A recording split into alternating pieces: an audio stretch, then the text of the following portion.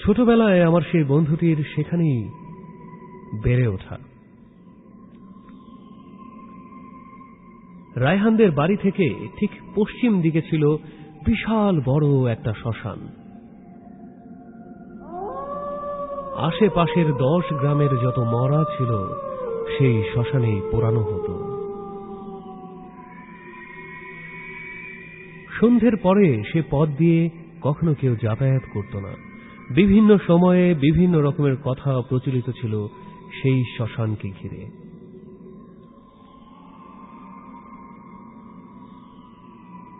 রায়হান তখন 5ম শ্রেণীর স্টুডেন্ট। স্কুলের পুজোর ছুটিতে সবাই তখন আত্মহারা। চিতা পোড়ানোর সেই শ্মশানটি এত বড় ছিল যে তা বিশাল একটা ময়দানের মতো ছিল। আর ওই পুরো গ্রামে রায়হান সহ মুসলিম পরিবার ছিল মাত্র হাতে গোনা। মূলত পুরো অঞ্চলটাই ছিল হিন্দু অধ্যুষিত এলাকা।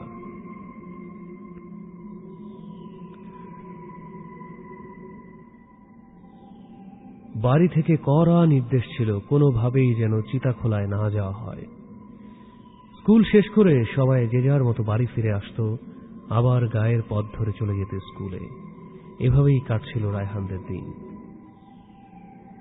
সেবার হঠাৎ করেই পুজোর ঠিক আগে আগে প্রচন্ড বৃষ্টি হয়েছিল, যার ফলে ছোট ছোট নালাগুলিও ভরাট হয়ে টয়টম্বুর করছিল পানিতে।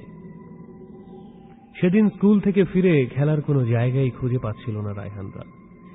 বাধ্য হয়েই একসময় বিপুল নামের একটি বন্ধু বলল, চল চিতাখোলায় যাই, পুরোটাই খালি আছে, আমরা একপাশে খেলব। প্রথম দিকে যদিও রায়হানের মনে সায় দেয়নি যাওয়ার জন্য, কিন্তু পরক্ষণে অন্যমনস্ক হয়ে বলল, চল যাই।